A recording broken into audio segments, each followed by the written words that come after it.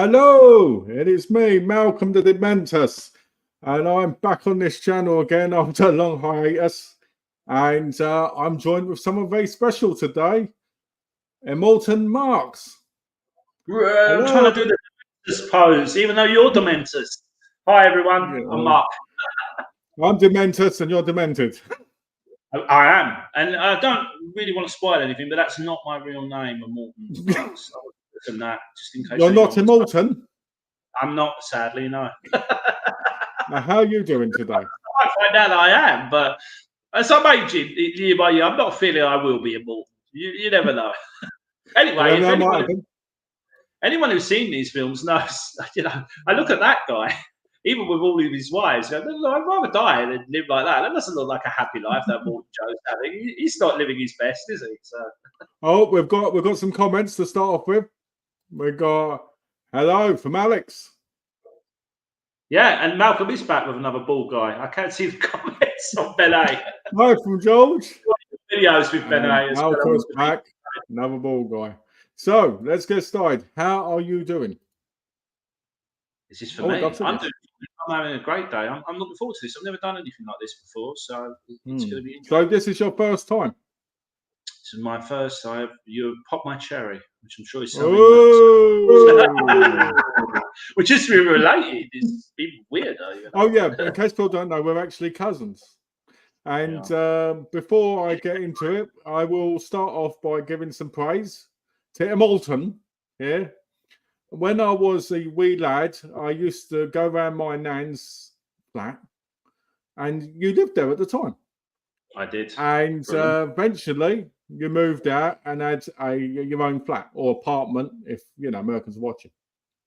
So I used to come round and I used to go in your room and used to show me movies and stuff on the TV.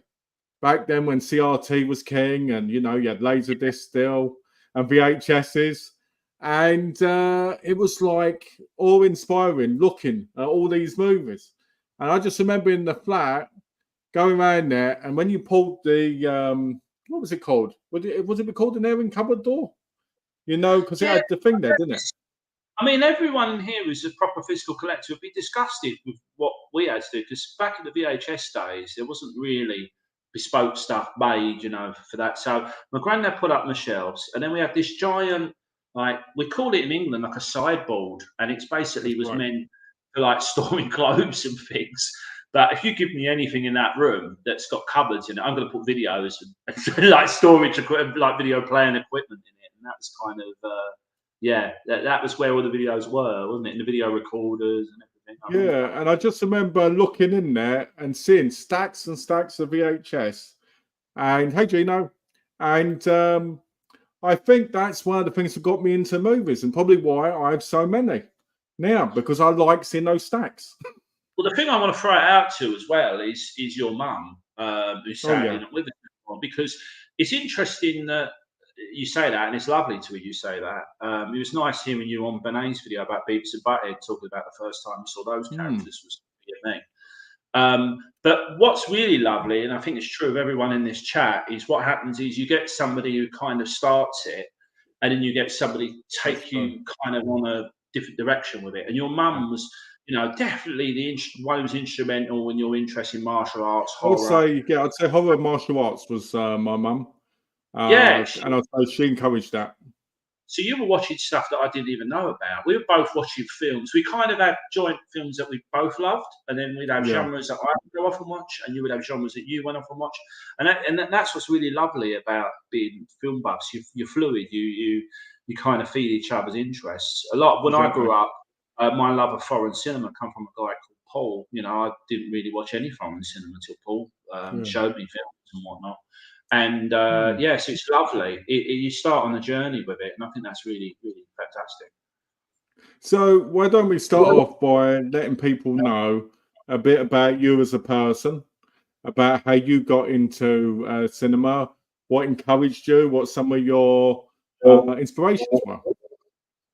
Yeah, I mean, as a kid, I think the one that we've not both given credit to is the most unlikely cineast in our family, which is probably our nan, because my nan used to go to like a video rental store. You used to rent VHS. This is pre-Blockbuster, guys. Oh, And yeah. she used to just bring home anything. It could be like stand-up comedians. It could be like a Charlie Brown movie for me. A lot of it was inappropriate sex comedies as well. Yeah, like the Lemon And Popsicle movies, for instance. exactly, and Hots was one that always springs to mind now. And she put these on for us, not trying to pervert us or whatnot. She'd leave it half the time. She wouldn't even know what she was about to put on. She'd, I've rented this. It's supposed to be a comedy, and put it on, and there'd be like topless women, and she'd go, "Oh, I don't think you're supposed to watch this." But never mind, we'll see how it goes. And so we used to end up watching a lot of films via Nan, and I just really loved sitting there watching.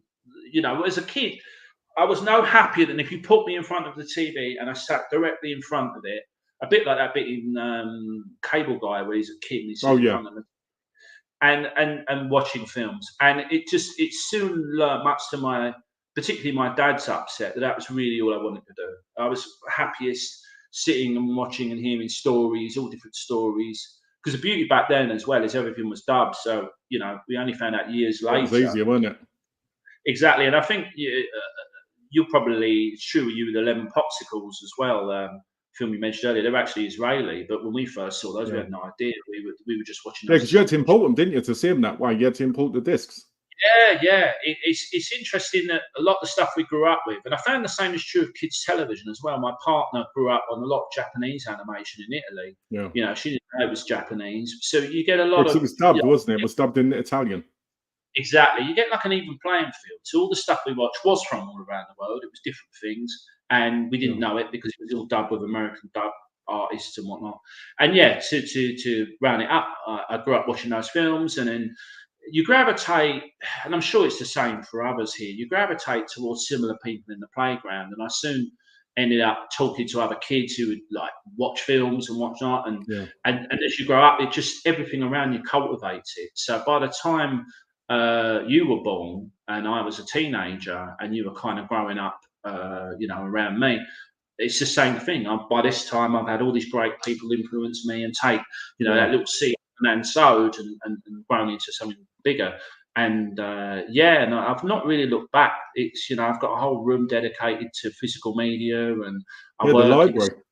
Yeah, exactly. And I love it. I love working with cinema. And I love storytelling. You can't get any better. When we have a bad day or whatnot, we put on a film we love or a song we love, and it just takes us away because there's stories. And I really couldn't live without that. It's a very they're a work of art as well. Even though a lot of people say, it isn't. It's an art form, and depending on the mood and depending on the genre, sometimes that art form can have just as much of a reaction than any other kind.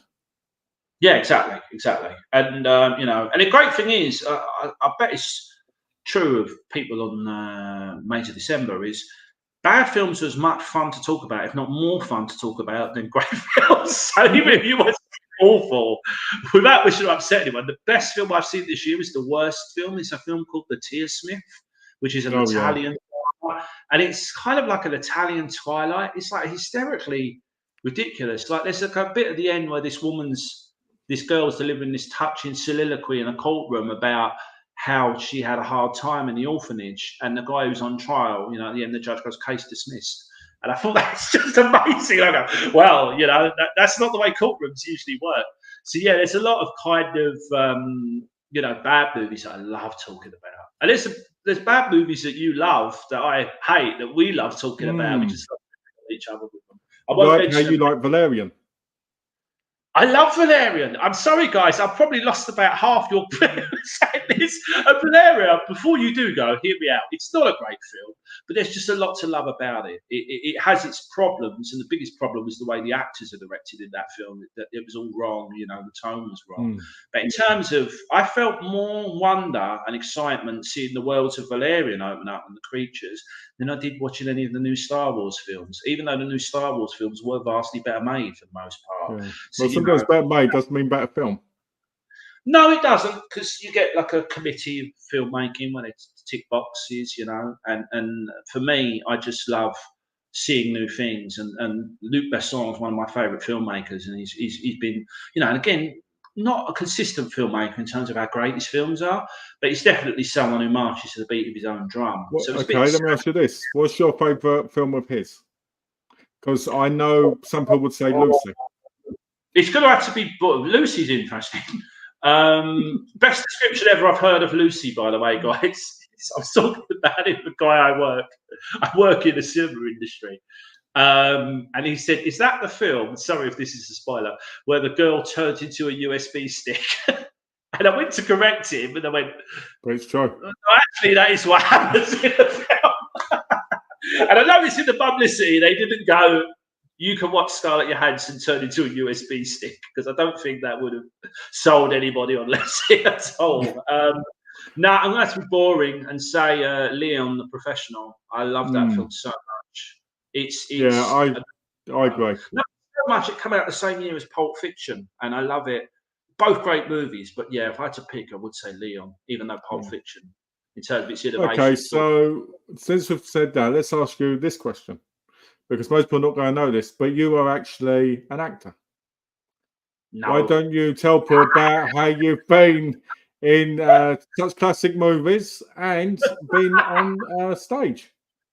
Well, nowadays you wouldn't call it. You're not allowed to call an extra an extra. You have to call them a background artiste. But yeah, I used to do these for fun because I was curious. It wasn't any great love of acting, and I did a bit of stage stuff, which is all amateur dramatics. I think that's the same around the world. Loads of bitchy people get together and they put on the show, and I kind of got fed up with that as well because it was the people I worked with very talented, but they were so bitchy and it was so negative. I was like, I don't really want to be, with this. I've done like little bits, nothing I would call acting. You did more than that. When I was a kid, you were in big productions. Like you were actual. What's the place called? The Kenneth Moore Theatre. Yeah, that's all local though. That's amateur dramatics. But that was big. That was big for us. It was a nice theatre. I'll give you that. But yeah, I was quite rare in amongst the actors because usually the cliche is whenever you go around a room and ask people who they want to play. So to bring it to Furiosa, the girls would say I want to play Furiosa, and the boys would say I want to play Dementors. And then they go to me and I go, well, like there's a scene later on in the film where a guy gets up, run over, and that's his only scene. I'll be that guy because I didn't really want to do anything. So I wouldn't be a part of it, but I didn't want to be like front and center of it. I just wanted to be, a small cog in the wheel. Question for you, Mark. Is it true you have a film background as well and played the Thing in the 2005 version of Fantastic Four? It is with the head. I could do it, couldn't I? And do the hand. Definitely, I think you could do that. Was hitting people like that, and we worked out because the Fantastic Four films, because that's the way the Thing punches in that. It's clobbering time. It's clobbering time. That's it. Oh, how can we forget? Marvel going to be all over that soon. They're going to give it another stab because the last one went so well, didn't it? Okay, so to finish off on this part, why don't you say about like what you've done over the years? For instance, you're a big fan of cinema and you've worked in the industry. So why don't you say some of your thoughts on that? Like, because you've used film reels and you've done like digital, you've done other stuff. Why don't you describe a little bit about that before we get into Furiosa? Yeah, sure. I've been very lucky because I started as the kind of projectionist you see depicted on everything from Robert Englund horrors to like Fight Club. That guy who basically handles the film, who has to put the reels on, put the reel together and whatnot. And I still do that to this day, which I'll get to in a minute. But yeah, then digital come along like in the mid 2000s. Things went over to digital projection and I had to learn that, which is for all you guys who are a bit daunted by it, it's essentially computer programming. If you can computer program, you can probably do digital cinema. But the real thing that fell through the cracks was the presentation aspect. So you wasn't really getting the quality or attention to detail that you needed to do with film because it was very hands-on and whatnot. And so what was gradually getting away from me was putting on a great presentation. So if you was running something like Furiosa, I'd make sure the trailers suited the film, that the music that you walk into suits the film, and that was just getting away. Nowadays, there aren't projectionists anymore. They're all like your local multiplex, which is true all around the world, is just run by like front of house staff with a technical guy kind of, in the background, but he's not there all the time.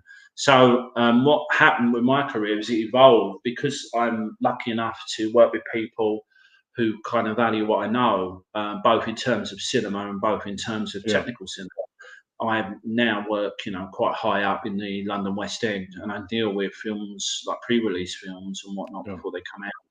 Nothing to You're get still in excited a about. higher tier of the industry, aren't you? You're not in you don't Yes, work in somewhere like Premier, for instance, or that where they're, more lower tier and they don't care as much. Same as View, stuff there's like a that. there's a mistake, and I think everyone in this group would basically agree that if you just put the film and they don't care, and well, no, it's not true. The sad fact is sometimes it takes for you to see a film correctly to realise what you saw incorrectly as Yeah. well. I'm terrible for going into spaces and saying you're showing that in the wrong aspect ratio, you're doing this, you're doing that, and of course by that time hundreds of people have watched that film that way and have not noticed. I can tell right now, Mark would love to talk about this movie. I really would love to talk about Last Night in Soho. We will do that. We will talk about that movie. I guess we're going to do an Anna Taylor-Joy. For all you Anna Taylor-Joy, not me. Well, she won the most beautiful woman recently. I think it was GQ or one of these things. Oh, lovely! Which is quite controversial because I think Anya Taylor-Joy is stunning, but not conventionally so. I don't think there's many girls. She reminds me. She's like that unique model kind of stunning, in my view.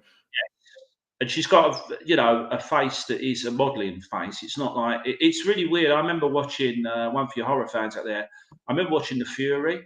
Brian De Palma's The Fury. Yes, and it's great because Daryl Hannah's in that film in a background scene, and it's so funny. It's not because we know Daryl Hannah; it's because Daryl Hannah looks like a supermodel, and if you put her in a school seat in like the back of a cafeteria, everyone's eyes are like, who's that? Because she looks like a model. And, at that point, I think anyone working with Daryl Hannah would go, no, this is the front of the camera actor. It's not behind the camera, back of the thing. So, yeah, Anya Taylor-Joy has definitely got that. So, yeah, I definitely think so. Yeah, we'll definitely talk about that movie. So let's talk about this movie. Yes. Because I just want people to get a idea of who you are as a person. If you've got any questions about that, then we can chat at the end as well. Yeah, if you've got any questions, guys, you can ask away, but we're going to start on talking about Furiosa. Yes. The Mad Max saga. So, the story is about a young girl called Furiosa who lives in this green area. And do you remember what it was called? It was just called the Green Place. I don't know. Yeah, I thought it was called the Green Place. And I thought they looked dressed. I thought they dressed very Greek Roman-y in that area. Yeah. I saw it. So she's out with her friend, and she gets taken, and she ends up being caught by the Dementors. She ends up being taken there, and we get to know a lot about him, which we'll go into in a minute because this is just like the basis. And she doesn't talk. She doesn't think because her mum tries to save her, and her mum sadly ends up in a bad situation, even though she's a real kick-ass kind of woman to start off with. It's one of the best shots in the film, where you see what happens to one of the characters in the film, just reflected in the other character's eyes. Well, it's actually funny because let's start from here and we'll carry on with that. So in the beginning, right, it's got some great moments. So the beginning with she's got the whistle, when she's in danger. Yeah, that was a hint back at Mad Max Thunderdome, where Max is going against what's his name? When he's got the mask on, he's got the guy on his head, right? Blaster, that's it. When he goes against Blaster, and he's whistling to stop the fight, and he finds out it's him. It's the same type of whistle, but it happens in that scene. So that's interesting. Carry on. Say also Miller said it's weird actually because Miller has said, George Miller who directed it, he said he doesn't really want to ground Mad Max in any particular time frame, but unofficially this should be set shortly after Beyond Thunderdome, so that ties in Whistle as well. So it probably blew along from the road and she found it. Exactly, yeah. So Let's I make a will say big this: noise down the I park. feel like the newer, I feel like the newer. Grab the whistle. This will come in handy, they said. I feel like the newer Mad Max movies, even though they're called, Saga because they're Furiosa, I feel like there's a lot more mythology in them. Yeah. Because when you watch the scene where the mum is caught and, we see what happens to her, there's this strong mythology aspect to that whole scene. When she runs back and she sees, if I'm correct, I believe that is from Norse mythology, that the bit with the tree and everything, and the darkness and the light and everything. It's perfect. Such a perfect, beautiful scene of what happens to her. Now, I think the bit where we get the mum chasing after to try and save her, it's a very clever moment because we're going into it thinking, oh, okay, she's going to stop these 3 biker bandit people. We're going to, see her thing. And we're going to see her go back and she's probably going to grow up to be this really strong woman because of her mum. If it is her mum, because we don't know if it is actually her mum or if it's the woman she calls her mum, because we don't know her full backstory, do we? Thought of that. It would make sense within that world that a lot of those kids are kind of cared for by somebody that might not be their mum because of the way that the world's so fractured in the apocalypse. But the other thing that is worth mentioning is the mum character called Mary is serving 2 purposes. She wants to protect the girl she's bringing up as her daughter, Furiosa, and she also needs to protect the secret of this land that they've got. So in this reality, all there is this little bit of green. At least that's all we know as the audience. This little bit of green that's left in the whole of Australia, if not the world. It's like the last part of purity. Exactly. So basically, the bigger worry is that they're going to torture Furiosa and extract the secret out of her where this is.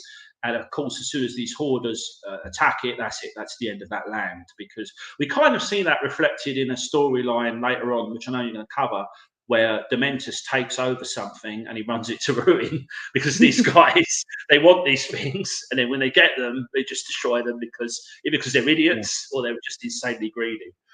Yeah, it's true. So we've got some comments. We'll just do these quickly. Yeah. Got complete 4K collection, but not the new one yet. That one you're talking about. Do you recommend me buying it on 4K? I do. You have the still book, don't you? I do. I've got it here. So in England, we get it's disappearing.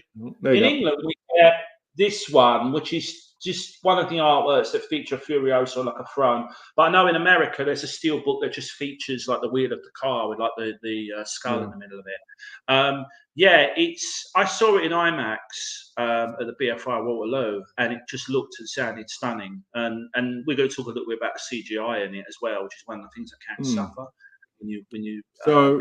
We've also got, I love when Dementus and his crew around and find that. Yeah, that's a good scene, that.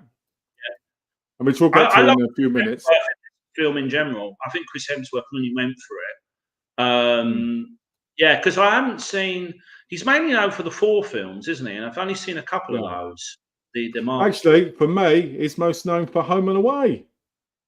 Is he really? I didn't know. Yeah, because that was the first thing I saw him in.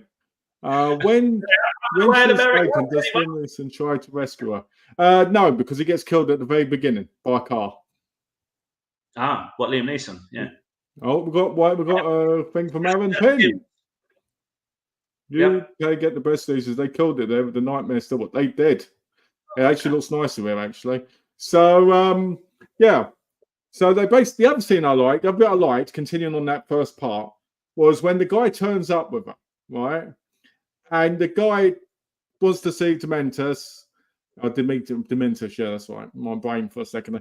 And he and the guy hurts the guy, and then they're like, just point us in the direction, tip him upside down. Right?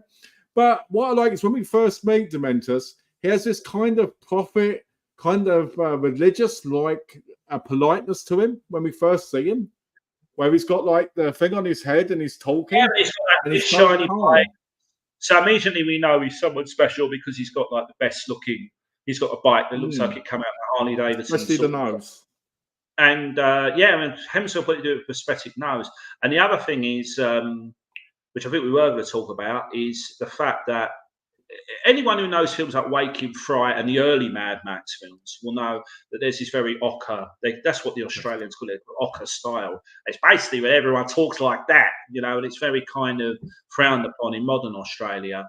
It's kind of like, let's go have a drink, that over the top kind of apologise to any Australians. It's kind of like a stereotype now to. Exactly. And he chose, I mean, it's funny because modern Australians, although he's from Australia, I run an Australian film festival where you try and talk to them about films like The Adventures of Barry Mackenzie, which is the most ochre film ever made. And when the last time did they do a barbecue and stuff? Exactly. Exactly. And they really look down and go, no. We've moved on from that. So it's interesting that in all Hemsworth's kind of pre-talk for the interviews he's given for the film, he has not ever said, I wanted to do it like an ochre style.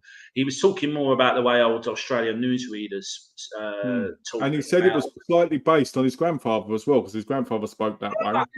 That's interesting. But yeah, so he said it's a mixture of that and his grandfather. He's kind of wearing his Australian, every stereotype that everyone assumes from Australia, going back to that shrimp on the barbie from Dumb and Dumber.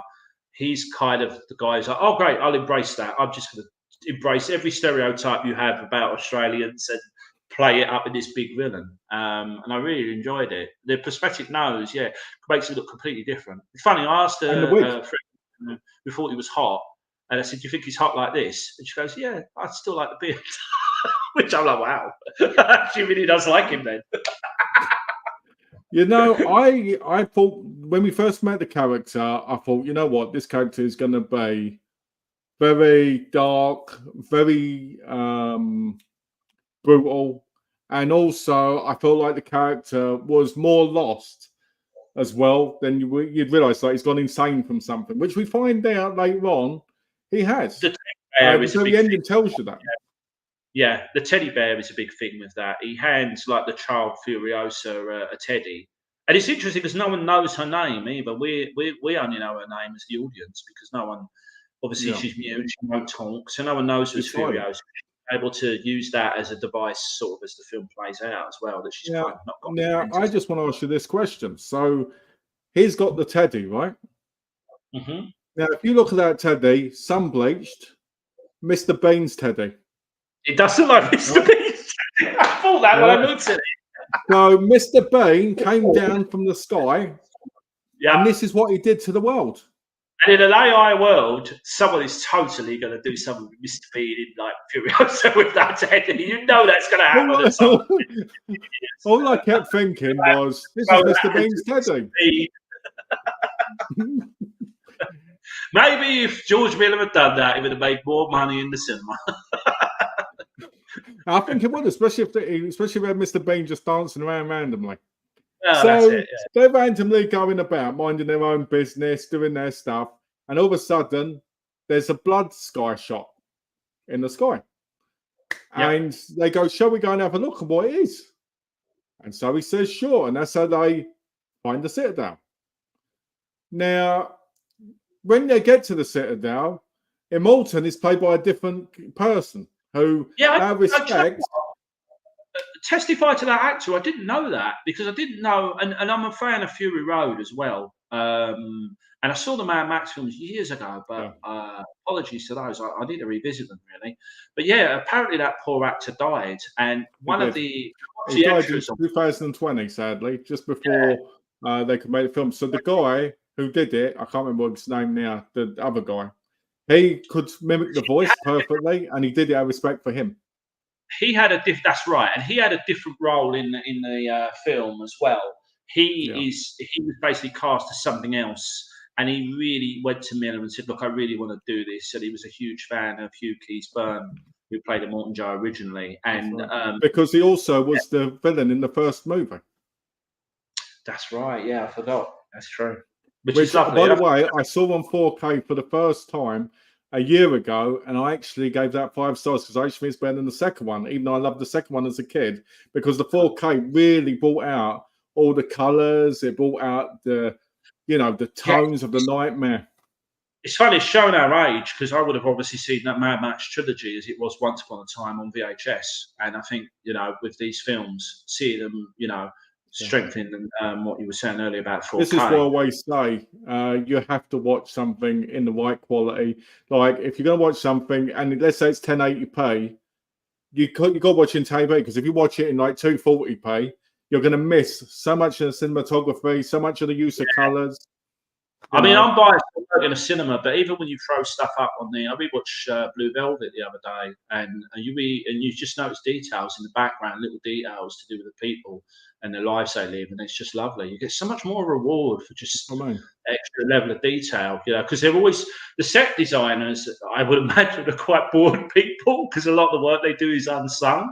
So they just pepper the background with like little things. I remember watching the last scene of Beetlejuice, and there's like things on the shelf in the library behind the last scene that have like little references to like things characters. But you miss if you watched it on VHS because of how the picture quality was. I think if you're watching it on a phone, I mean, there's plenty of things you could watch on your phone, like dramas and like Mike Leigh style films and talking head films. But yeah, I watch a lot of different things on my phone, but I'll save that for more R-rated conversation. Okay. And but yeah, Furiosa. That's why you're currently not allowed to use your phone, correct? Is that why? That's exactly why. So going back to Furiosa. So he finds the place, right, by accident, and they're like, "Oh, we want the place." And then a big war comes thingy, and they start getting attacked. And Furiosa almost gets taken in underneath, and he grabs hold of her, and he's pulling her, and all this. And you're like, "Is he going to get her, or is this going to end up, where we know Fury Road is?" Because we know this is a prequel to Fury Road at this point, which is a bit baffling at first until you watch the film and you go, okay, I get this now, So he takes her, then he dyes her hair red, and then starts telling everybody she's my daughter. Right? But there's this great bit I missed, which I'm going to go back to right now.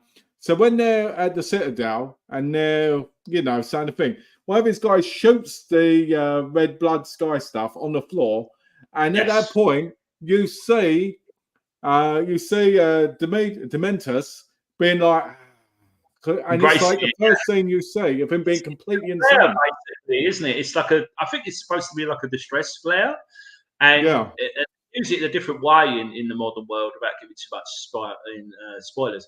And and it ends up going off and just landing all over the Mentis, and rather than him reacting, he kind of And at this point, it's a very unsubtle way of George Miller going, this guy is the devil. Look, he's bright red, and he's he's not a good guy. But he's also an incompetent devil at this point as well. He's not like he's a bit like the devil out of South Park, being a longer line cut. He's a bit like a buffoon, and he don't really know what he's doing. He doesn't exactly. Saying in it, to be fair, but other than that, everything else he does is quite wrong. He's kind of been.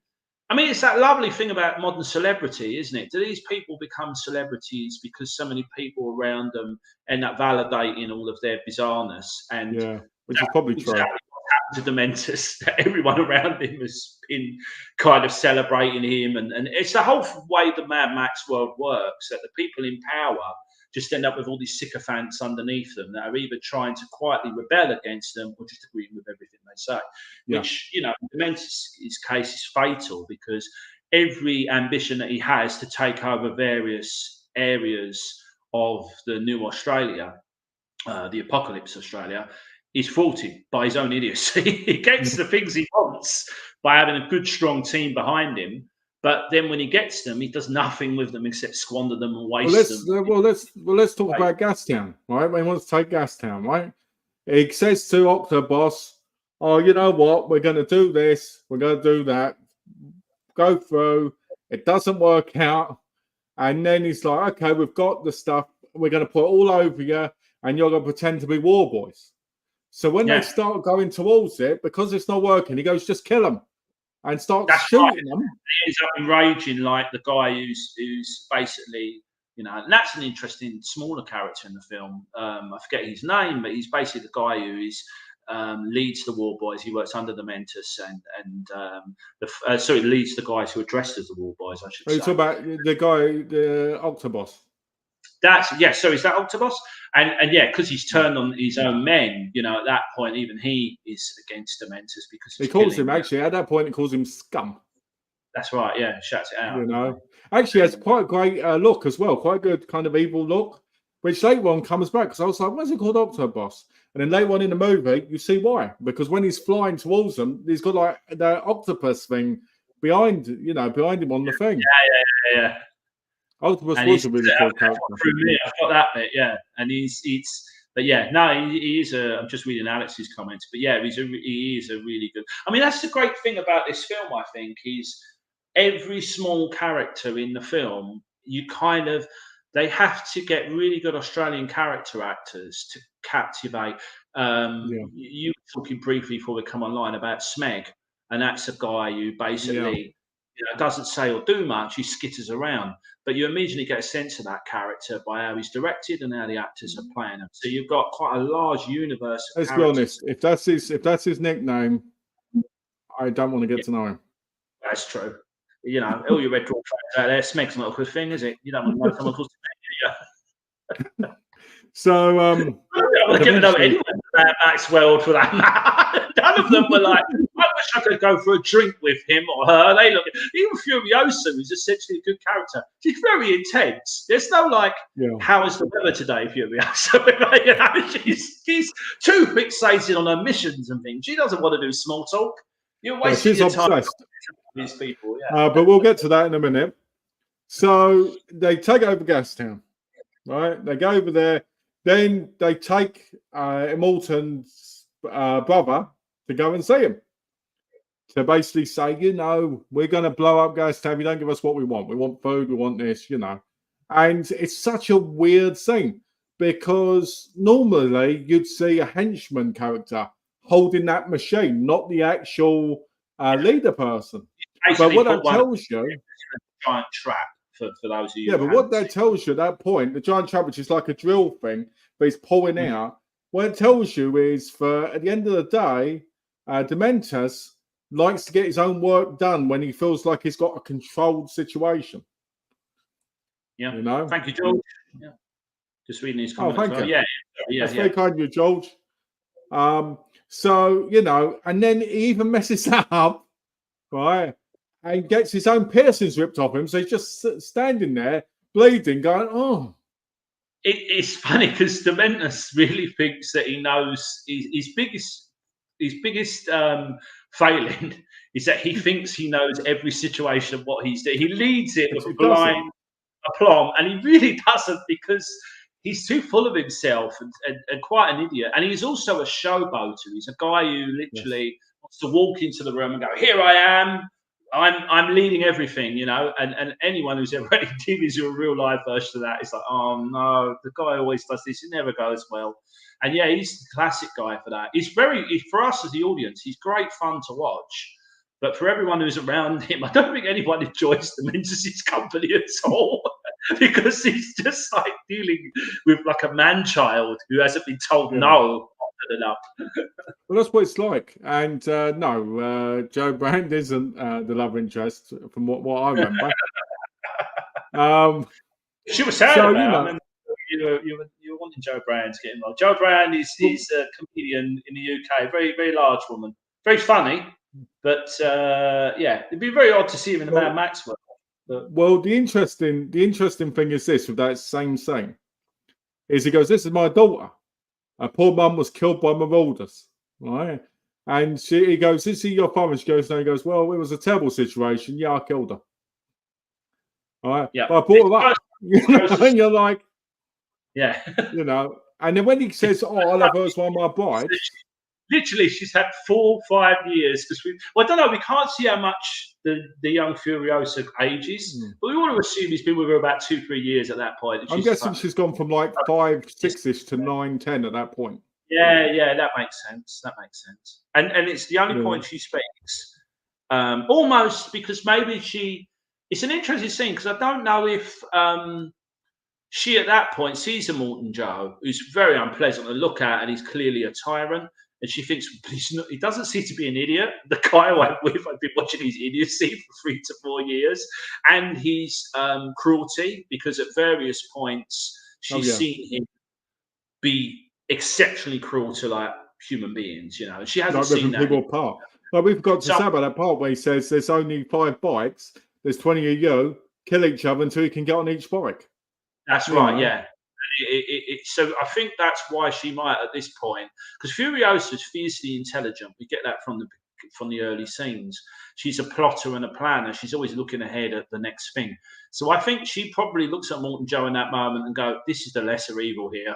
If I speak now and go with this guy rather than this guy, I know where I am with Dementus. I'm going nowhere but back. I might go forward with this guy. I might have an opportunity." So maybe that's Well, why you at know, I that point. also think a part of it as well is she hates Dementus.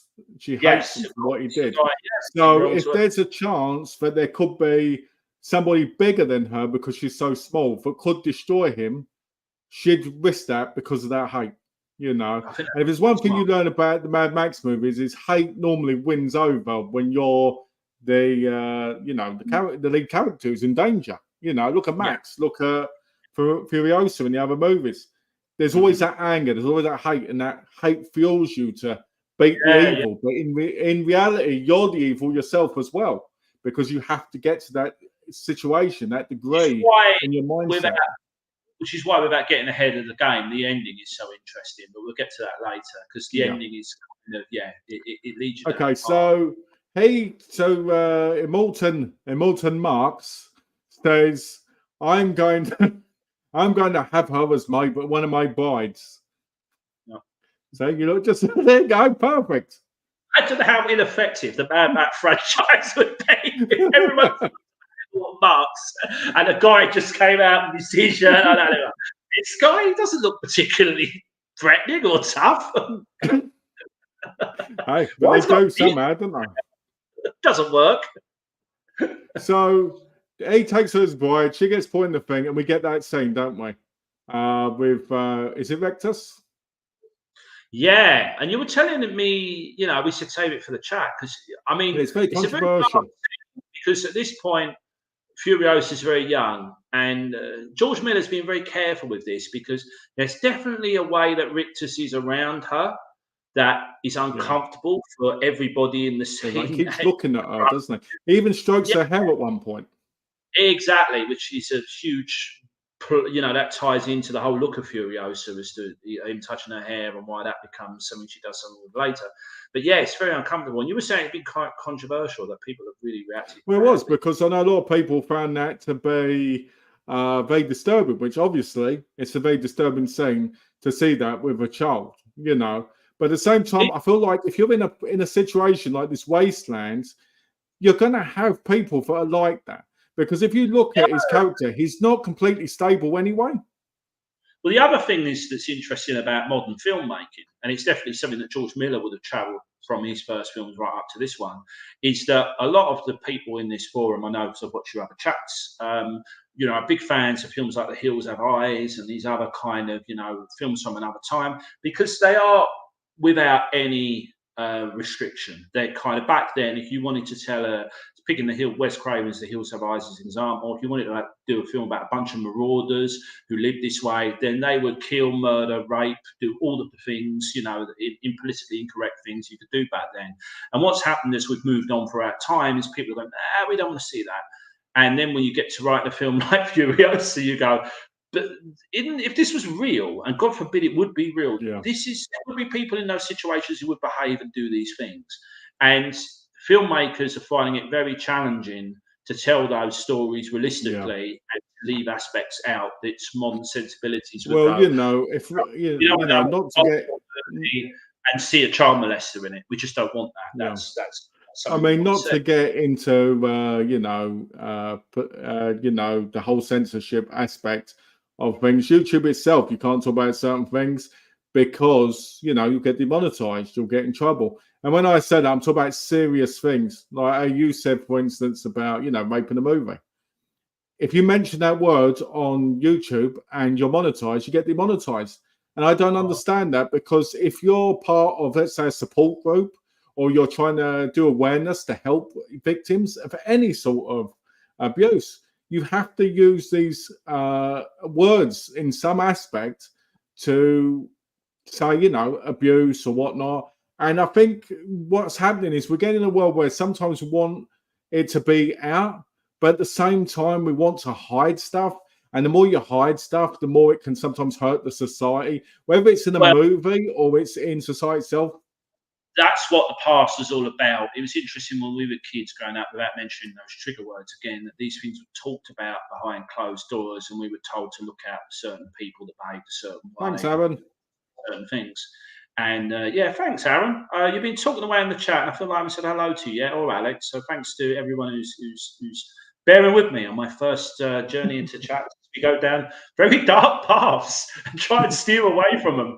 But yeah, and it's not a laughing matter. The things, these are dark secrets, but I think they do need to be Yeah, talked about. They do need. of Whether course. Yeah. there's a place for them in films, it's interesting because when I watched the Hills Have Eyes remake, and I like Alexandra Ardra, I liked High Tension, Switchblade Yeah. Romance very much.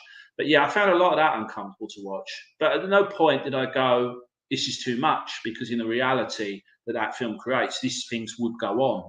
The question is, do we want that in a popcorn movie? And that's a bigger conversation. Yeah, that's actually a good conversation topic, that, because Yeah. when you're going to watch an action epic, you want to see something. It's like going to see this in the cinemas, but like seeing Star Wars, you want to see Yeah, it for the big. exactly. The Hills Have Eyes, you're going to watch it for the horror, but do you want every girl in the audience to be uncomfortable by a scene of threat in The Hills Have Eyes that you Well, probably would seem to find in it? if So it's my difficult. view is this: if you do it right and it's got a time and a place to use it where it's appropriate, then yeah, I think there is always a place for it if there's a reason for works, like whether it's learning or it's just being aware. But I don't think it needs to be there as something for people who kind of like bask in it and want to, think, because I think that's the worst kind. You put a Mm. movie on, and let's say I put a horror movie on tomorrow, every woman in it, or even men, because it can happen to anybody, gets assaulted like that. I'll say assaulted instead of the R word, right? Yeah. I'm not. That's not a comfortable thing. It's not great. It's not, what do you call it? But It's something. if there's some sort of learning lesson, and it doesn't have to be brutal, it doesn't have to be shown either. It can be hinted at. What Miller does in this is he skates the line of definitely anyone who's in. It's a weird scene actually, because I think if there were children who shouldn't be in this film, because it's an adult-rated film, if there were children watching, they probably would maybe not sense the threat between. It's Scrotus, isn't it, the one who's pursuing her? Yeah, Yeah. Oh no, the muscular one is Rictus, who's yeah, a Rictus, wrestler. that's the one, the Nathan Jones character. Yeah, And yeah, Rictus is definitely pursuing in a way that it's that weird thing that we as adults would watch and go, there's something predatory about this guy that we don't like. As a child, they would go, oh, he's a bit weird, but we don't see any sort of threat in it. Furiosa, thankfully, is a very smart child, so she knows that there's threat in it. And she definitely, it's dealt with very sensibly by Miller. You can tell that the conversation went on. Yeah, and to cement something that Alex just said in the comments, exactly that is that Miller doesn't want to isolate people by them going to see a popcorn film and be presented with scenes involving children that are inappropriate. So yeah, he skates the line. And let me just say, and this isn't a spoiler, that obviously does not happen to Furiosa. Furiosa picks up on that very early on as a kid, that there's a threat there, and she circumvents it before there's even any point that she ends up in a bad situation as yeah. part of her Well, she smarts. But escapes, doesn't she? She escapes at that point. exactly, and it's quite sort of clever of Miller, because I think if Miller's kind of addressing this is the kind of unpleasant thing that might happen to a child within that world, but he's put a character in it who's resourceful and strong enough to circumvent it. And if you'd have left that out, then maybe a lot of people would have gone. It could have been that the finished film might have had no scenes like that in, and that all the detractors might have said, "Well, this film's stupid," because if there was a girl, a young girl in that environment where there aren't any women and the women are all hoarded away by Immortan Joe, then something bad would have happened to that child of an adult nature. Well, what I And thought about that scene as well was, just about him for a second, is I thought, wow, he's being a bit risky, because what if his dad finds out? yeah, I thought that it's definitely something, because the whole way Morton Joe works is he has this kind of harem of women that I assume no one touches but him. And I think he does say, doesn't he? Correct me if I'm wrong. I've seen this film twice, but you've seen it more recently than me. That he does say, "Oh, I'll keep her for one of my future wives." He does. Which is sinister, because you shouldn't look at a child and see something, like that in mind for her in her later years. The key to that is we said future. So at least he wasn't thinking at that point. He looks at a child and goes, "Oh, I'll make her my future wife one day." Only the fairest and unpleasant people. Oh, we've got a comment. Yeah, we've got two. With the massive popularity of films like Terrifier, we might be starting to see the next wave that pushes against the safer cinema. Sort of what we saw after the PG horror era birthed French extremism. Yeah, I agree. Yeah, I do agree with that. I think my belief on that is it's interesting because Malcolm's seen a film, which I'm sure you horror guys out there will know, called a Serbian film. And that was a film I read about and just went, okay, this is too much for me. I won't watch it. And that's fine. I'm not saying a Serbian film should or shouldn't exist. I just don't choose to watch it. I will say this about a Serbian film. I don't classify a Serbian film, one, as a horror film. I don't classify it as an actual film. To me, I feel like it's an excuse just to do heinous things in the movie, especially when you watch the uncut version. You can say it's on politics and all this stuff, but I feel that's an excuse to, have moments of children in danger and do horrible things. And for that one reason, it's not in my collection. I will not own it. I will not watch it again. Which brings me why I haven't watched it, and it brings me to my point. My issues with making a film, let's pick a different film. Let's say The Hills Have Eyes, which is a fictional film. Everyone in it is actors. Big shocker for everyone here. They're like, is it?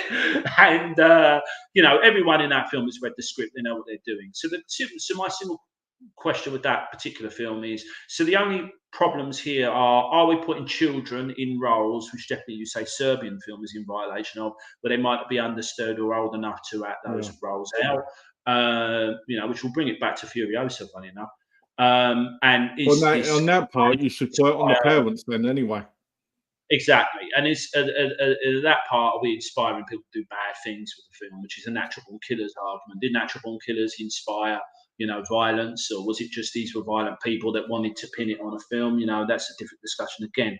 But yeah, it's interesting with Furiosa, because you do wonder how much the actress Aaliyah Brown was the name of the girl who plays the young Furiosa.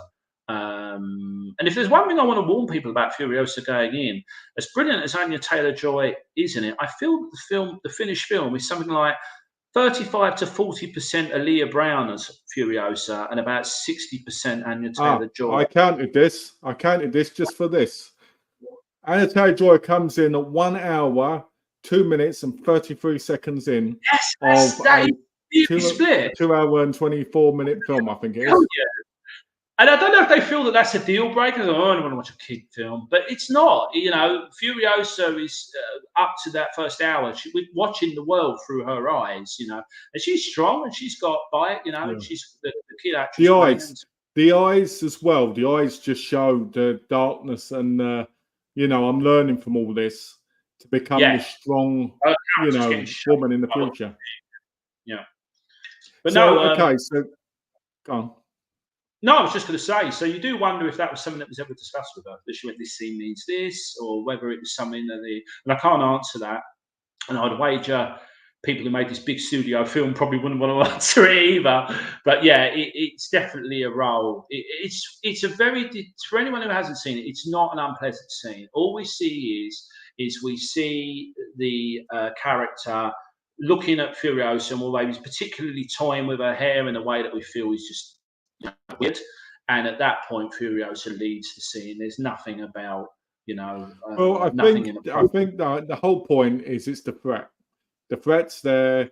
You're supposed to see it. It's supposed to kind of drag you more into why Furiosa is the way she is, and why she struggles to trust men. Until Tom Burke's character turns up, and what's his name? You'd love this because I'm practicing pronouncing it. Praetorian Jack. And on the Praetorian Jack, there we go. Most people will recently know from Strike. Yeah, I remember it from Donkey Punch.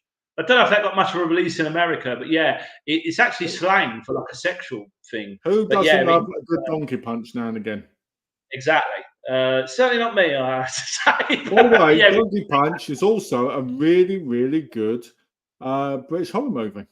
I liked it when it came out. Yeah, Hmm. and it didn't really do. I mean, Eden Lake came out a few years later, and definitely more people talked about Eden Lake than Donkey Punch. But yeah, to talk about Praetorian Jack, the interesting thing about the names You're I welcome, noticed, George. I'm glad you're liking it. and yeah, and thank you to everybody who's chipping in as well. Yeah, the interesting thing about Praetorian Jack is I looked up all the names before the chat, so I've got them right, and still failed miserably. Do you know I But kept calling him Petroleum Jack when I was trying or to. very Presbyterian Jack, he could be very Yeah, religious. Patron Jack. Patron Jack, he always contributes to the conversation. There we go. But yeah, Aaron so says that's the first time I've heard Donkey Punch reference. Love that film. It's a brilliant film. yeah, it's quite a hidden gem. I think it did get released in America, but definitely under the radar. One of the ones for the boutique. Donkey makers. Punch and Eden Lake need 4K releases. I'd like to see in Lake in 4K, especially. I'd love to re-see Donkey Punch because I loved it when it came out, but not seen it since. Yeah. But yeah, so the funny thing about the names in this film, just put this to bed, is that I looked up all the characters because I always thought it was very odd that right from the very beginning of the film, when we see little Furiosa, they're going Furiosa, Furiosa, and I went, "Is that her actual name?" So I assumed that was a nickname based on how we saw her in Fury Road, that she was a feisty kind of warrior woman. That's how she got that name.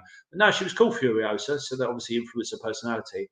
But to get to the point, her mother's name is just Mary, which I'm like, so that kind of suggests a bit of intellectual thinking that people who are kind of from the older world would have the names like Mary, Mark, Malcolm, and that people from the newer world would almost have names like Furiosa to kind of toughen them up. You know, and Morton Joe is obviously very old. You know, if you want to go deep on it, let's say her name's Mary. She meets the Mentos, who's dressed like he could be, you know, like Joseph, right? To a degree, you know, obviously not exactly the same, right? You know, and Joseph wasn't the father of, you know, Jesus. Do you see what I mean? So it could be like she was like the chosen one of this wasteland. Yeah, I like that. You know, It's definitely okay. Yeah, moving on because there's a lot to cover in this. This is quite a there is. Well, you got to remember this was a 2 hour and 40-minute movie. And the other thing is, I watched it with a friend the second time, and he said that he preferred Fury Road, and I was a little bit despondent about that because I was, oh, really? Because I preferred this, and it's because Fury Road is an amazing film that's full of spectacle. Thanks, Gino. Very fast-moving film. Hey, Gino. And it's a very fast-moving film, and it looks fantastic. The reason why I watched Furiosa in the cinema was my love of Fury Road. But if you said to me plot, and I'd be like, well, Fury Road has a plot, but it's not that concerned with it. It's the plot is called going up and down the same road for 2 hours. And it's more about the people on that road, you know, big and cartoony as they are. And you've got really great actors in that film. Even though I did like Nicholas Hoult in that movie. I love Nicholas Hoult. I love Nicholas Hoult in general. Anyone who hasn't seen it yet, it's kind of a weird film, but it's kind of very much in the spirit of The Favourite and Poor Things. Watch The Great, in which Nicholas Hoult plays Peter the Great. He's just an awful, awful person. 3 seasons, right? Yeah, it's really fun. It's Elle Fanning's show, and she's fantastic in it. But yeah, I love him in The Great. He's just an absolute dick in it, and he's just fantastic to watch. Like a really great, you know, awful person that you just watch. But anyway, and yeah, Fury Road was all about spectacle, and it was almost like George Miller with this film said, no, I want to kind of tell a story that's very involved. When Edgar Wright saw the film early on, because he was the one who recommended Anya Taylor-Joy to take it into a film that Alex mentioned earlier, Last Night in Soho. George Miller saw a rough cut of Last Night in Soho, and he was talking about whether he wanted to portray Furiosa in this film as a CGI'd Charlize Theron, or whether he wanted a different actor.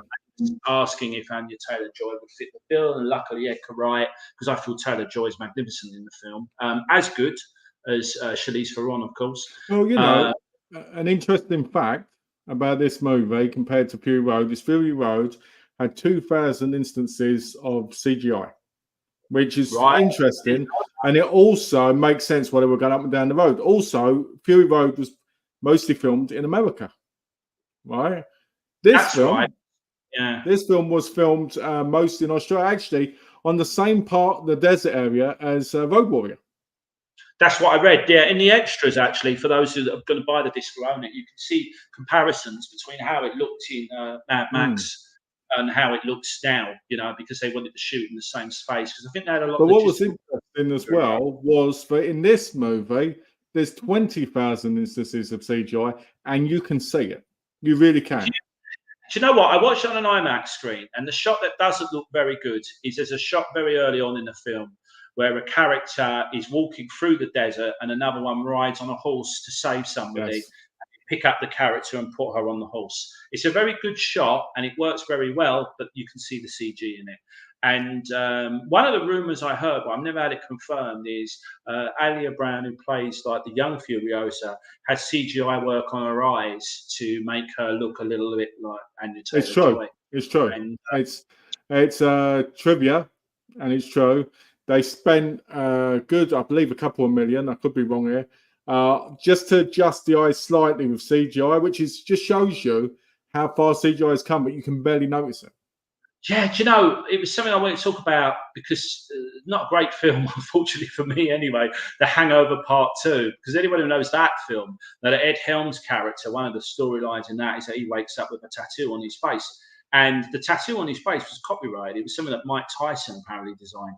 So Mike Tyson used this, or Mike Tyson's people used this to their advantage by going to Warner's. So you need to pay X amount of money because you've already done and shot the film, right? And you've released it. So there's nothing you can do. And Warner's went, the F we can. And they basically CGI'd every shot involving Ed Helms in his face in that film for every future version. And if you've watched it outside the cinema, that will be the version that you've seen, the version that's had digital work done on Helms' face to remove I don't know, they're probably just... So that's an instance of, if you saw it in the cinema, you saw the original, but if you didn't, you haven't. Yeah, I don't know if you could tell. I don't know if a stroke or a stripe through that tattoo, it's like a Maori style tattoo, like a warrior style tattoo. I guess you'd have to really look, wouldn't you? Yeah, and again, it could be that they literally got the face of Helms in character and just added an extra stripe there, and they went, so now it's different, and you can't sue us. Bye, Mike Tyson. But yeah, so this has been something that's been in the background. I mean, The Hangover Part 2 was about 10 years ago now. So yeah, they've got CGI to a place where it's quite cheap to use, and I think a lot of people I know. I think it was George who was saying about modern films. But yeah, CGI. The first time I watched it, the guy I watched it with did not like the CGI. He said the CGI is a distraction. Also, did you know this is the most expensive film to ever come out of Australia? It doesn't surprise me. Of over 200 and I think it was 33 million. Australia's made some fantastic films, but I think even films like The Greatest Showman that are made with Australian crew, there's a lot of American money in there. And this one, they kind of, I like what Chris Hemsworth said. He said, Americans have Star Wars, the English or British people have Harry Potter, and to us in Australia, we have the Mad Max saga. I think it says so much great about Australia now because I love all those franchises. But who is the tough franchise in this Mad Max?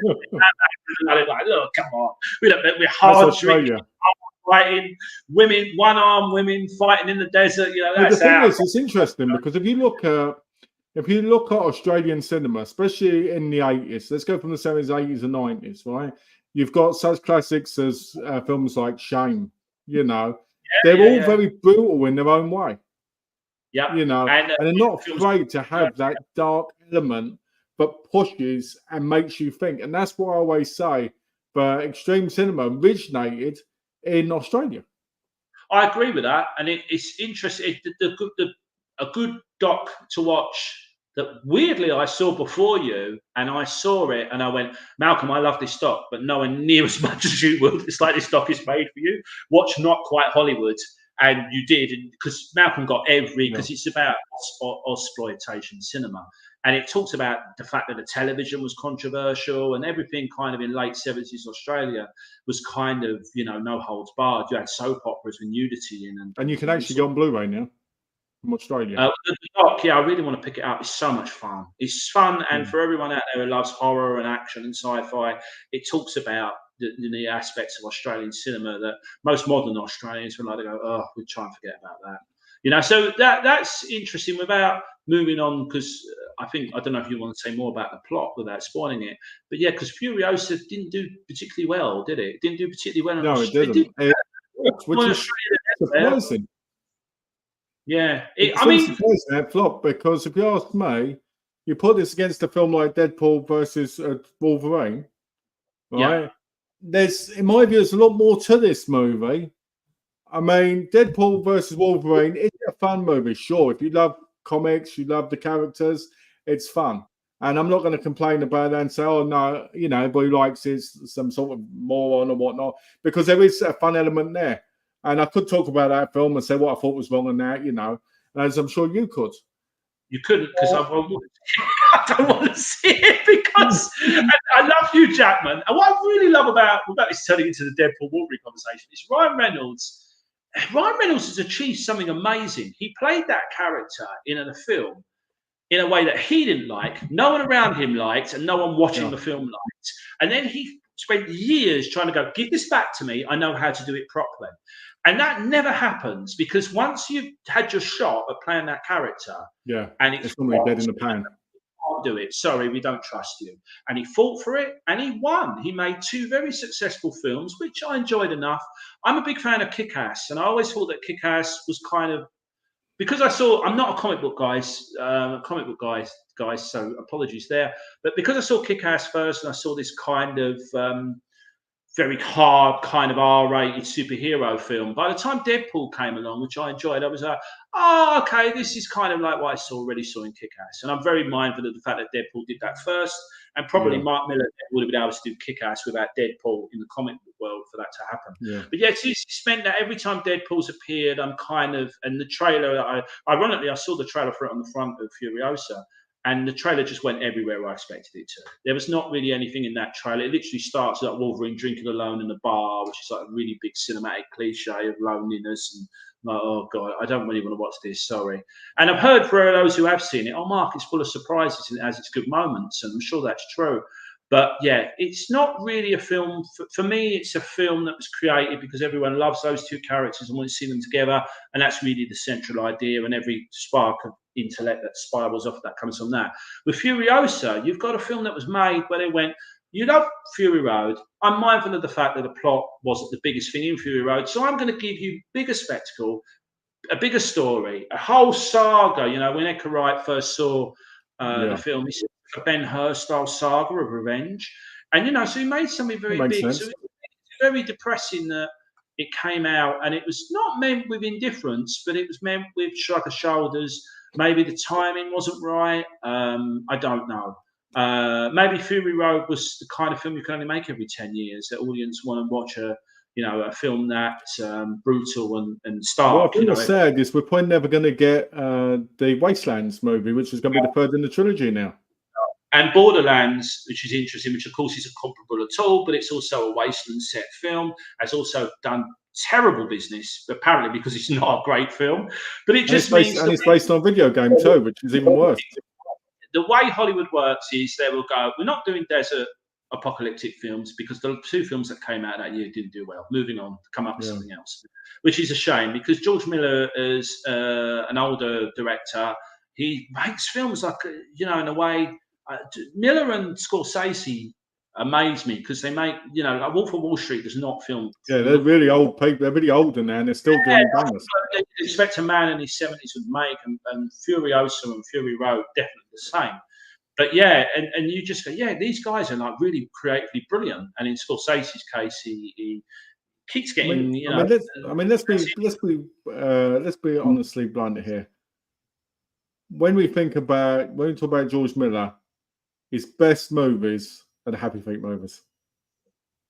Yes.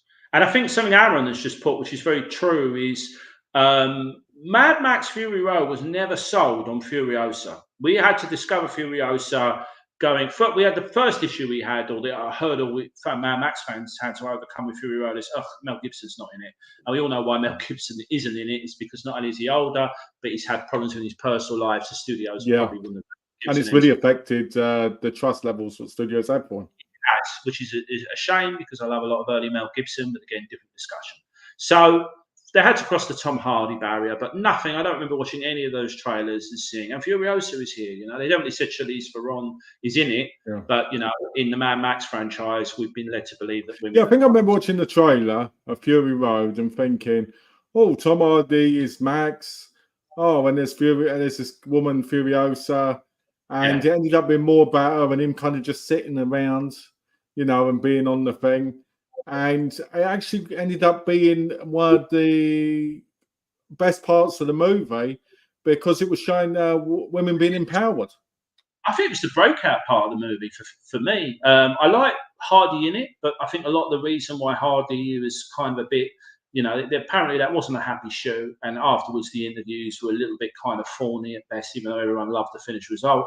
And I think it's because the Mad Max character in that is largely, you know, a conduit that the film goes around. He doesn't lead the film anymore. He's the thing that's dragged around with the film. And Furiosa isn't that. From the point Furiosa arrives in Fury Road, she kind of leads the film, and Mad Max works with her, and it's definitely equal, if not. And this is the thing to talk about what Aaron said, that went under the radar of the men who are like, we don't want to watch a female-led film, because they didn't. They went to watch a film called Mad Max. There's a guy called Max in it. He's on the posters. He's the forefront of the trailer, so they didn't watch that. No such issue with the Furiosa marketing. The Furiosa marketing out front is her. She's front of Hemsworth. You know, the early artwork definitely puts her, you know, and Hemsworth in the background. And I think towards the end, because they do this thing called tracking, don't they? That when they want to see how a film tracks, maybe that the tracking wasn't coming in strong for Furiosa, so there was more Hemsworth on the poster. Well, you know, I think a lot of the problem is with these female-led movies that don't do as well. I don't think it's because it's a female-led movie. I think it's most of the time female-led movies that come from male-led movies originally. Yeah, and I think that's a big part of the problem. There's a lot of bad film. I mean, it's interesting to keep Theron in the conversation. Atomic Blonde was a film with some amazing sequences in it. There's a really great fight scene in it, and that's another passion project for Theron. And for the most part, it was fine, but it wasn't a particularly great film either. So you know, James McAvoy was really good in that. Yeah, it's a lot of good in it. But yeah, as the credits rolled, I was like, oh, that didn't really work. But I do think what Aaron said was right. I do think there is great world building, and I think there is a lot going on in this movie. A lot more in a deeper sense than most of these type of movies. Yeah, and that's what upsets me, is because, you know, and to talk about Deadpool Wolverine again, I think from Reynolds' own admission, you know, without speaking for the people who created that film, that's a fun movie. It's not supposed to be like rocket science, and that's what obviously people wanted at this time. So I think the whole thing of that is shrug the shoulders, let's have fun with this, let's have some silly ideas, let's not be disciplined. And the whole thing with Furiosa is like, no, we're going to have fun, but we want to write a cohesive, sensible plot that makes sense within the world. We want to take the audience on a ride with Anya Taylor-Joy and Aaliyah Brown as Furiosa, which at the end they feel rewarded by. They've had the spectacle, but they'll come out saying it's an interesting story for the betrayals and it's really a bit sad whenever Hollywood does that. And I'm not talking about Valerian, which definitely does not have that, but whenever Hollywood does that, the films always end up more often than not doing particularly unwell. You know, they don't do particularly well, and then something comes out. Bad Boys for Life came out straight after that film. I haven't seen. The reviews of that were very mixed, and I love the original Bad Boys films. I think they're fun. The reason why I haven't bothered with the new ones is because I'm a little bit like, well, I think I've seen Mike and, you know, whatnot. Well, it just feels like they're trying to grab nostalgia all the time. That's the problem. Yeah. I mean, that's the conversation you and I had privately about Beverly Hills Cop Axel Foley. Not a bad film by any stretch of the imagination, but not a film that was trying very hard. So here you've got a film, Furiosa, that's trying very hard, and Hollywood will now turn around to Miller and everyone who works on that film and go, see, we told you, people don't want that. They want to go and watch fun, silly movies. Yeah. So we're going to make a load of those. And you're going to have Deadpool meets Homer Simpson and just all these kind of bizarre things. Because that'd be a good film. I'd love that. Well, that's it. Your idea is going to be stolen. Try and get some Marvel money for that one now. George asked, to cut in here, George asked, what do you think of the Minecraft movie trailer? I saw that and I wondered if it was an AI thing. Is it a real deal? It's a real deal. Okay. I think it Yeah, looks. I I haven't think it looks seen the shockingly weird. trailer. Jason Momoa being in it, and was it Jack Black who was in it? Well, Jack Black, you think they'd write out after Borderlands because Jack Black voices a character in that. So Jack Black might be because this is how He small actually it is. he voices Claptrap in the Hollywood, Borderlands movie. oh, because Jack Black's in it won't do well. It's like, no, Jack Black's made lots of successful films. Just because he's in Borderlands doesn't mean his career is over. But we work in a world now, and I don't come from any inside knowledge of this. Like you guys, I buy my tickets and watch films with everybody else. But it seems to be that, say, Beetlejuice is out today in the UK. If that flops miserably, then everyone in Hollywood is going to say, right, well, no one wants to watch old ghost films or old horror comedies, so we're not going to do any more. And you might, and this is the bit where you guys in the group will be saying, well, no, they just didn't want to watch Beetlejuice. They might want to watch, a different Tim Burton film. They might want to watch an Edward Scissorhands sequel, even though that's not a comedy. But Hollywood really tries to pin its successes on its failures, on the last failures. Yeah. That's why we saw a sharp turn in the way James Bond was portrayed, slightly Daniel Craig, because of the success of the Jason Bourne films and the failure of Die Another Day. They went, okay, so they don't want Die Another Day, they don't want that style Bond, so we're just going to Jason Bourne him. And, and you go, well, maybe not. Maybe just Die Another Day was a really bad script, even in the style of an old James Bond film. It wasn't a good script. Just try harder. And it's terrible because this does dictate the way the films are made. And for me, as someone who wants to buy tickets and watch films he's excited by, I've got no problem with there being Deadpools and Wolverines out there. What I do have a slight issue with is that those films do incredibly well, and then other films that are trying to do badly. I think that's the problem, isn't it? That's the problem. I was watching a video by Heath from Serial Midnight. I've not spoken to him personally, but he seems like a really nice guy from people I speak to who know him. And he was talking about, he was saying, like, where's the cinephiles? The cinephiles who go to the cinema, they don't go and see the movies, but they should. But the casual audience goes and sees these movies like Deadpool and stuff like this. And because of that, people constantly feel that. But you know the difference, because obviously you've worked in cinemas, but they're not showing that stuff. They're showing cinema. It's just a more smaller audience compared to, the mainstream thing. It's interesting how deluded those people become as well, because I went on a date years ago with a girl who said she was a big cinema fan. And I said, what's the last thing you watched in the cinema? And this was showing this time. She went, Star Wars Force Awakens. I went, I saw that. And we talked about that film. I said, and before that? And she mentioned like the James Bond film that was out to that. Like before that, she mentioned like some other big block. And I was like, right, I felt like going, which I didn't do because the date was already going badly enough, to go, well, you're not really a cinephile then. You're someone who goes to watch big event films. And there's nothing wrong with that. But don't try and pretend that you're, someone who loves cinema, because like a lot of people, especially since COVID, where people had to really work hard, and thanks to Oppenheimer and Barbie, that definitely, they were the two films that really dragged audiences back in, I think. But before then, people weren't making the effort to go and watch films that they probably used to watch at the cinema. They were like, we can watch those films at home. And there's that's a whole different conversation as to why that's. It'd be like me going, oh, the last film I saw in the cinema was Beekeeper with Jason Statham. And going back, that was the best movie I saw this year. It's a fun action movie, but it's another generic one like Parker, Wild Card. I haven't seen it, but the fact that you went and saw Beekeeper and didn't see Furiosa in the cinema for various reasons to do with the time of that film come out, doesn't say anything about you, because you went to see a small. The Beekeeper had far less publicity than Furiosa did. That's for sure. That's true. Seems out, but it's the people who ignore the Furiosas and go to. I don't really understand what people want to see. I mean, there's an argument to be made with Furiosa, and it comes back to something that was said in the chats about female-led films and whatnot. Is Furiosa not the Mad Max comfortable that fans of that franchise or that type of film? No. Yes. And Deadpool and Wolverine clearly is. There's no way I'm going to go in Deadpool and Wolverine and get any surprises other than shocking moments, because I know Reynolds is going to wield out things, that push the 15 certificate that they got in the UK to its limits. Hold on. Gino says, I'm a cinema, but I mostly watch French films from Silent Hour to 950s. Well, I've simply not enticed me. Sorry, but please. No, that's different now, because at the time, they were cinema films. A lot of those were top tier. Still are, Gino. Yeah, and I'm not talking about that, Gina. I think what you're talking about is the fact that you're definitely in the cinephile category because, and it's not Furiosa and Deadpool and Wolverine don't fit into either of the If they're categories not you're your talking. thing, they're not your thing. There's different decades, of course, And I'm a big fan of silent cinema as well. Silence, for anyone who's on the fence with silent cinema, is like, I love silent cinema, but it's of its time, and I can't watch something that old and dated. Watch Metropolis, because watching Metropolis, Yeah. Fritz Lang's Metropolis, it's like watching Blade Runner. It's such a big film. Which hands of Dr. Orlac? Yeah, it's really, Pandora's Box. yeah, it's such a great sort of know? scale.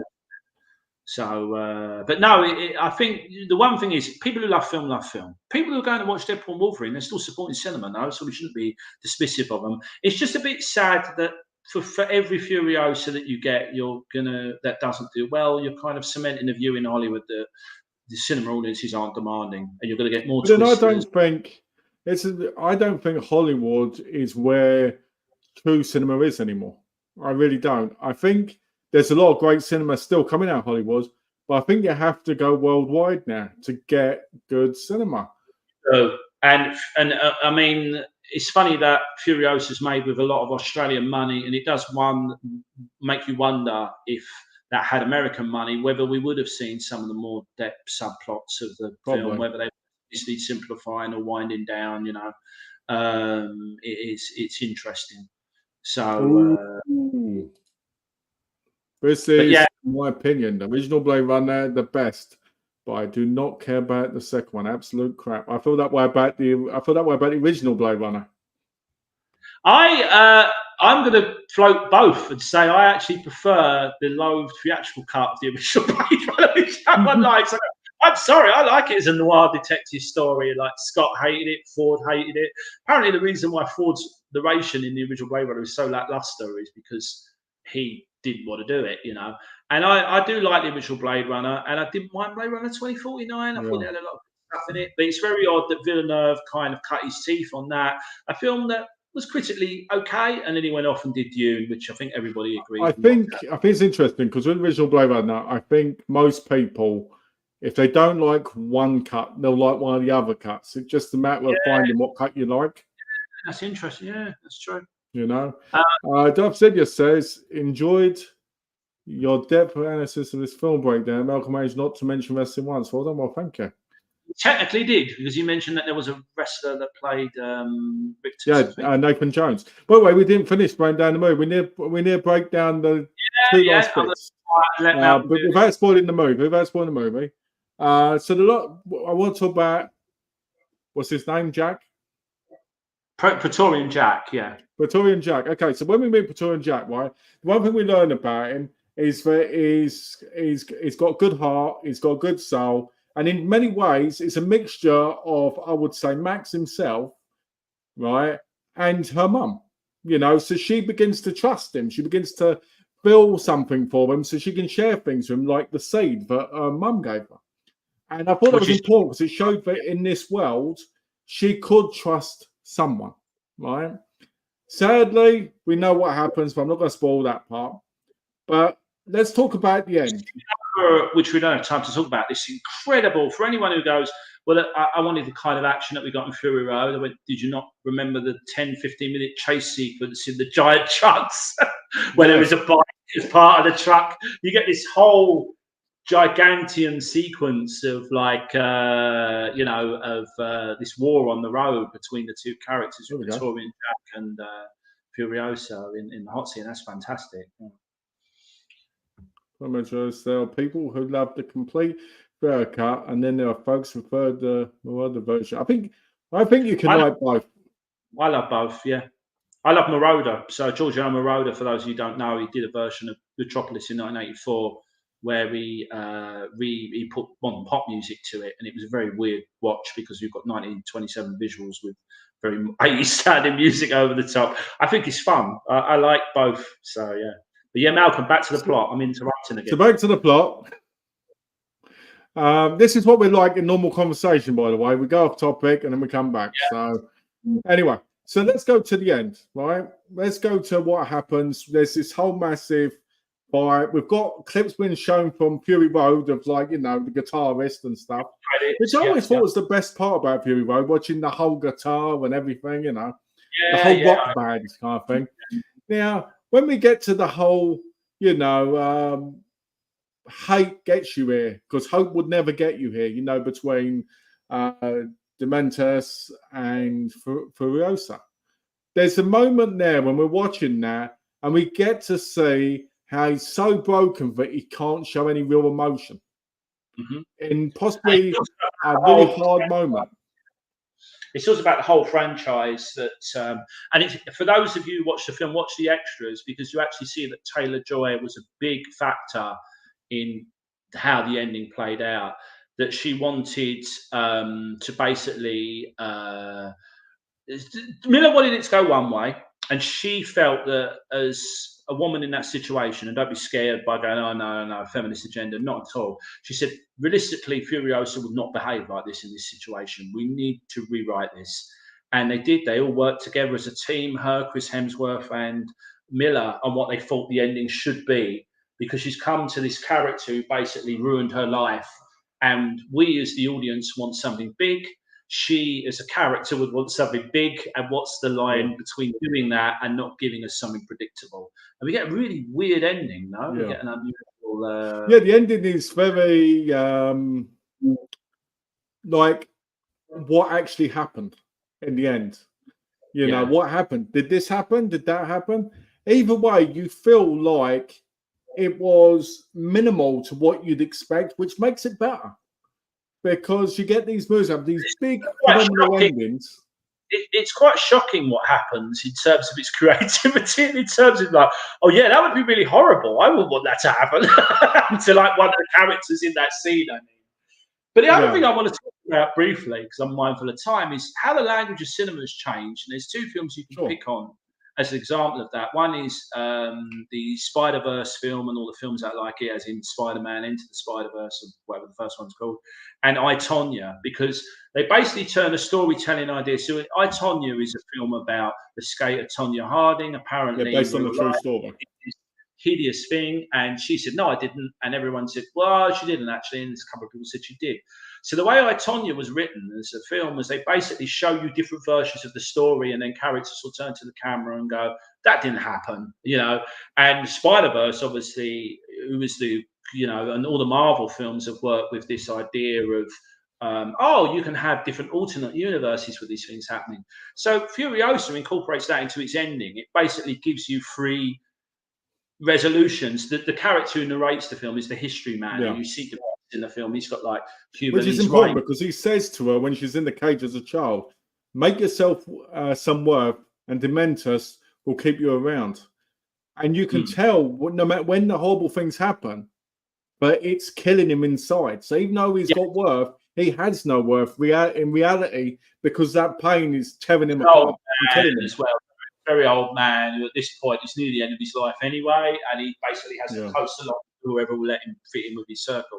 But he's the one narrating, and the film ends without any spoilers of three versions, basically based on folklore. He's talking about, he said in history, people said this may have happened and this may have happened, but I have it on good authority, this is what actually happens, you know. And as he's narrating this very carefully and very poetically, you know, you see these different images that kind of lean into what we see. And there's no doubt in my mind, at least, that the last images that we see where the history man says, but this is what I have on good authority happened. This is Miller telling us this is what happened, you know, just so you know. You can take one of the other versions and you were. One of the interesting parts as well about that ending is the tree. You know, that's a strong mythology of life. Yeah, you know? You wanted to talk about something you told me before the pre-chat, was how it reminded you of a film that really surprised you, and I still don't know what film that is. You said that there were parallels in a British film you saw. I can't remember.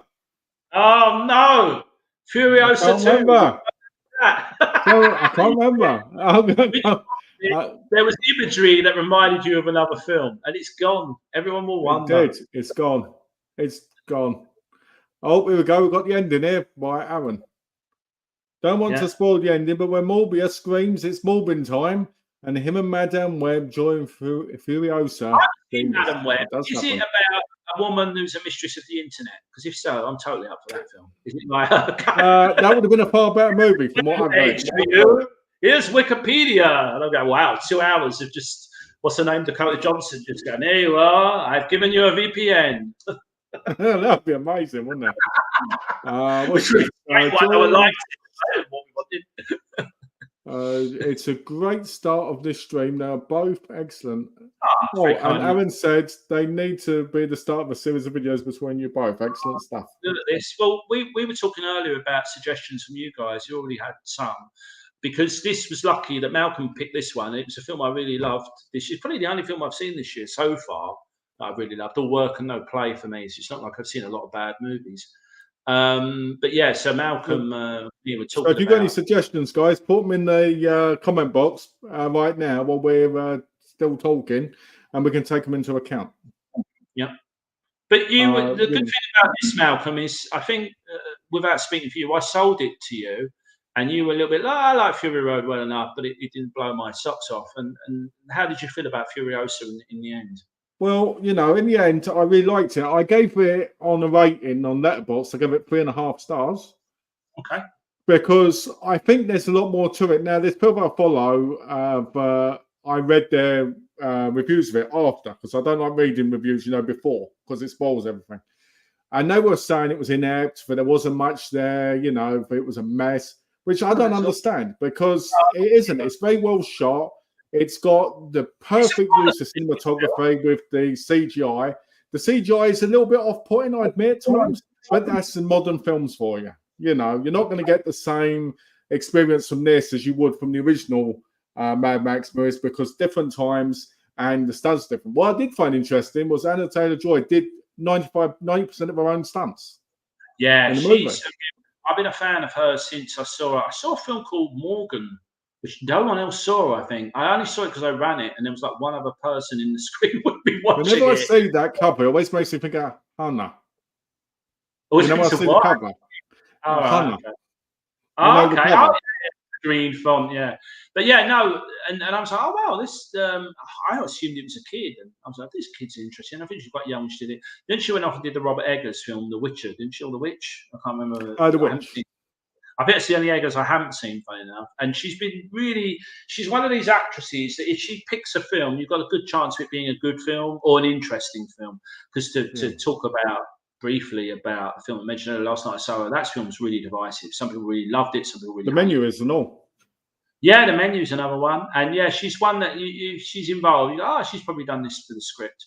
Because a lot of actors go to Hollywood and their agents are pushing them towards bigger films necessarily. I mean, Borderlands is appalling by all accounts, but the cast in it just suggests that you would watch. Jamie Lee Curtis, you name them. Yeah, it's in it. But yeah, it just goes to show that these actors are being pushed towards films that generally aren't the best work. But Anya Taylor-Joy, I think, is young enough that she's still picky about her projects. Yeah, Hemsworth I've always enjoyed as well, the things I've seen him in. But I really loved him in this because he didn't want to. It's very easy for a good-looking actor to show up and or pick roles that he really wanted to become something different in this. Also, briefly, his wife, he dates the model Elsa Pataki, I think her name's pronounced, and she's in the film playing the really deformed mutant-looking girl as well. So it was definitely a family affair. A lot of people come back from Fury Road to do it as well. Those that could, some had retired, So yeah, you felt that it was a film that everyone was working really hard towards. I don't know how to. I mean, the one thing I will close on from my perspective is this big thing that it was a huge bomb. That's not strictly true because it did lose money.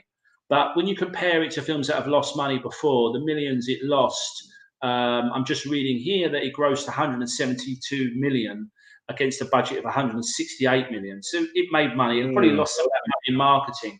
A film like Valeria, the film we mentioned earlier, that made no money. Cost too much to make, too much to market, and probably did something like 10 million in grosses. I don't know the exact numbers. So not a bomb, definitely a flop because it didn't make back the money that was expected. But I think it's quite fashionable now to crap on this film and say, it did so badly and it's not as good as Fury Road. When the actual fact of the matter is, no, it didn't do as well as anyone should. Fury Road. Exactly, I do too, and I like Fury Road a lot. And I think a lot of people who like the original Mad Max franchise. It's interesting because Gino, one of the people in the live stream version of this said he only watches silent movies and whatnot. So maybe this isn't the film for him. But it's a film that if he watched, he would probably go, oh, "Okay, this is all well made and all, and a very good story and very well acted. It's just not my kind of thing." It's not a film that people would watch and say is a bad movie because it's not well written or well acted or all the rest of things. Things you could level at something like Valerian. So it's a bit disappointing that everyone wants to be dismissive of it. It's a bit sad. Yeah. Well, I think it was a good film. I really enjoyed it. I honestly didn't expect as much from it when I went in. For some reason I wasn't in a rush to watch it, but after watching it, I feel like it had a impact on me because it made me think about more than just, oh, this is an action film. This is this. I felt for the characters, even Dementus. I felt bad for him. I felt bad for Immortan, knowing that the guy who played him originally had passed away. And I felt bad for that. And I feel like sometimes if you get to know the history more, you can appreciate a film more. I feel that way about the film. I don't know if you remember this, the film The Cape from Michael Mann. Yeah. I could say more on that, but I'm not allowed to. But yeah, I'm familiar with it recently of late, yeah. Yeah. But what I'm saying is, well, Vinegar Syndrome might be releasing it. That's why I bring it up. And I watched that, and I feel like if I could understand it more from, the perspective of maybe a commentary, maybe a video essay, maybe this, but I might be able to appreciate the film more than I did when I watched it again recently. And I feel like sometimes that happens with a lot of films. You can sometimes miss out because you're distracted. You haven't got, you haven't got the right time. You might have had to pause it, stop it multiple times. And that's what I think probably happens to a lot of people. If you go to see a film you have no interest in, more than likely you're not going to like the film, So I do feel like, for instance, for Gino, we all know Sunset Cuddy because he has his own TV show. Oh, he's that guy. Oh, he got shout from the Oddity Archives. Yeah, fantastic. Yes, that's him. Great stuff. Yeah. That's Sunset Cuddy. What I'm saying is, if Sunset Cuddy went to see this, probably no interest, probably be bored because the cinema is very different. And sometimes the cinema, in my view, from the older days, is still better than today's. Oh, I agree. I agree in terms of its discipline. I mean, the bigger, again, this is a larger conversation that we just don't have time for. But, in 1977, when Star Wars A New Hope came out, it was a game changer for the industry. It was, CGI-wise as well, yeah. Things like The Godfather and character-led films like Taxi Driver. And I'm not saying whether it's a good or bad thing, but it meant that there was a different change. But yeah, what I am saying is I would be very surprised if anyone in this group watches that film and thinks it's a bad, because to me a bad film isn't a film that doesn't work for you, because I've watched plenty of great films that I just didn't. I watched Dune, for example. I'm a big fan of Villeneuve. Thought it was a fantastic film, brilliantly made. Not my kind of film. It's not really the kind of film I enjoy seeing. For me, it's a very kind of stoic kind of sci-fi. But yeah, so we've got some suggestions from Alex as well. I love British film, so yeah, I work with British film quite closely. So yeah, I'd love to do that. But yeah, so just to encapsulate, but it's a film that I think most people would watch if they're not looking for an agenda. Because the trouble is, to go back to something Aaron said, is a lot of people want to go into a Joker Folie Deux or a Furiosa and say, oh, see, it's all been changed, the women are involved. And I'm suggesting Aaron does that or anyone in this group does, but a lot of people are going in with an agenda that they want to pick it apart and whatnot. And I think a lot of the negativity from Furiosa comes down to two things from people who've actually seen it. One, it wasn't like Fury Road. It wasn't an easy ride that you could just coast along without knowing all the in-depth machinations of the plot. And two, it's got a female lead, predominantly front and center in the lead, and the story centers around her, and male characters in this film take a back seat. And there's a lot more depth. I don't think that's good enough reasons to dismiss it. I go, well, if you don't like that, then that's fine. But you shouldn't say the film is bad because it does either of those things. It's trying to do something different. And I want that in sequels. The reason why I'm bored with the Star Wars franchise is because they're not doing anything different than trying to retell the first three films. I want to go to cinema and see characters I love go off in new directions as long as they stay believability. You don't want to see. Sounds good. Sounds good. Yeah, Alex and Aaron are really good on this. Yeah. Windmill and I, Along with Friday, 2-hour releases I'm very familiar with and big fan. Mona Both on Lisa. 4K now. I've always, without ruining a future conversation, I've always loved Mona Lisa the most out of all of those films that I mentioned. Mona Lisa's classic. Yeah, very good films. Yeah, So, yeah. really good. Okay, so I think we're going to end in a minute. So I just want to ask you how you felt about the stream. Did you enjoy yourself? What is it better than you expected?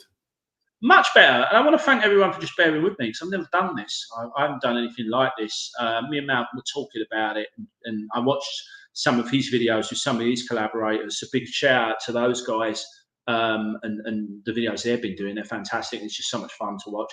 And I said, I will feel like doing one of those. I'm not sure. And Malcolm was like, no, you should. And he coaxed me into it, and here we are. It's been a lot longer, I think, because he's done the introduction things and the other ones would be. But everyone is still here and enjoying it. So that's lovely. Thank you, guys. And you love to talk, don't you? Well, I is that me or me who loves to talk? Well, I love to talk about cinema, guys. I don't get a chance to do it enough. But I will finish with this fantastic review of Furiosa from my girlfriend, who I was trying to convince to watch it with me. I showed her the trailer, and she said, and why this quote wasn't on the poster, I don't know. I can't watch this. They all look too dirty. I just want to give them all a shower. There you go. So, okay, guys. Conversations with her about Furiosa, not really on the agenda. She's a very smart girl, I hasten to add. I don't mean to make her sound like a dick. Yeah, she's very smart. She's very smart. But Furiosa, she was just like, I can't get past the fact that I just need to bathe these people. I really couldn't watch it. You're welcome, George. I'm just grateful that people turned up. Yeah, it really made the stream. Really made the stream a lot better, as it always does when you get comments. So I appreciate everybody for coming in, and it means a lot to me actually. So thank you, and thank you to Immortan Marks for being here.